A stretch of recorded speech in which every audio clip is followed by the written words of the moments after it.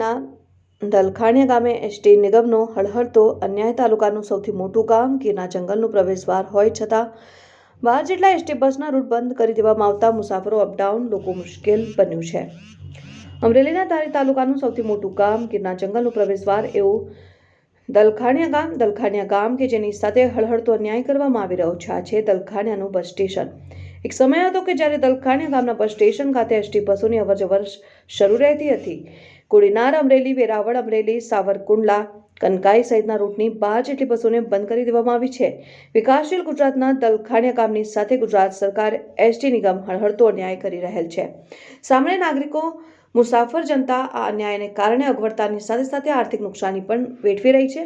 એક સમયે દલખાણીયાના આ બસ સ્ટેશન ખાતે 12 જેટલી એસટી બસો 5-15 મિનિટ માટે રોકાણ કરતી હતી। દલખાણીયાના પ્રખ્યાત પેંડા અને મીઠાઈની ખરીદી મુસાફરો કરતા હતા। દલખાણીયાના પેંડા અને મીઠાઈ દૂર દૂરના શહેર સુધી પહોંચતા હતા। ગીર વિસ્તારના છેવાડાના ગામોના મોટાભાગના લોકોની સાથે માલધારીના નેસડાઓના માલધારીઓ દલખાણીયા ગામ ખાતેથી જીવન જરૂરી ચીજવસ્તુઓ લેવા માટે આવતા હતા, પરંતુ છેલ્લા 10 થી 15 વર્ષ જેવા સમયગાળામાં દલખાણીયા ગામની હાલત આપ સૌ નિહાળી રહ્યા છો।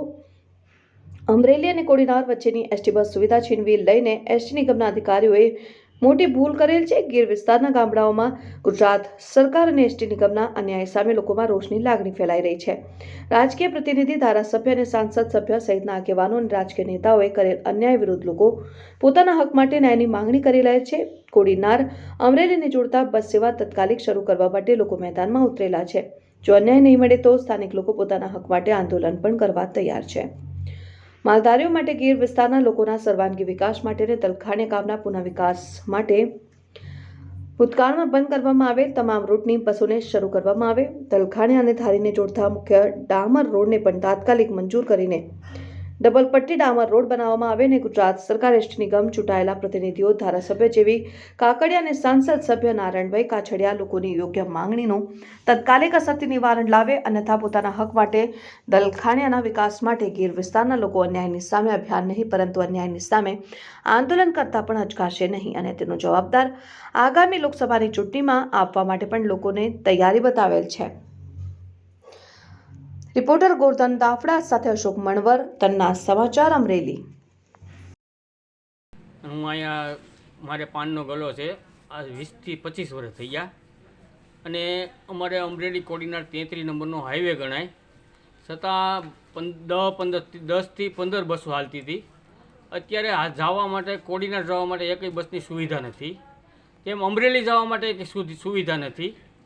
છતાં પણ અમારે અહીંયા આજુબાજુના ગામડાવાળા કે માલધારી લોકો એ હાલીને અહીંયા વેપાર અર્થે કાંઈ પણ વસ્તુ લેવી હોય તો એ હાલીને આવવું પડે છે એને, બરાબર। અને બીજા નંબરમાં એવું છે કે આ 33 નંબરનો હાઈવે છે, છતાં સરકારી સોપડે છે પણ કોઈ જાતની સુવિધા નથી।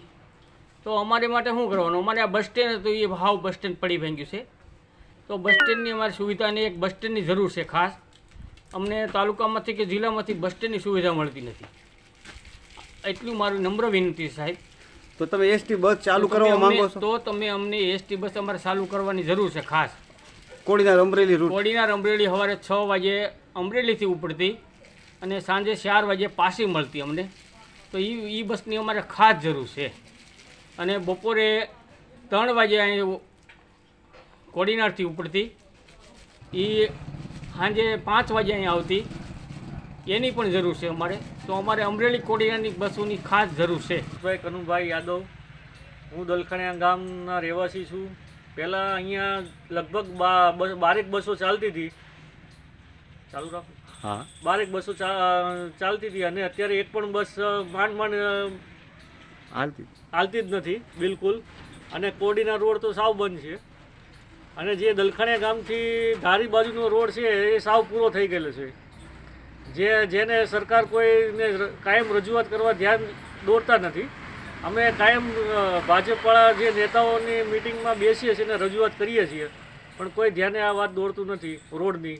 અને બીપીના અને બ્લડ પ્રેશરના કેસવાળા જે રિક્ષાઓમાં બેસે છે એનું બીપી વધી જાય છે, કોઈને હુમલા આવી જાય છે અને એક્સિડન્ટની સંભાવના રહે છે।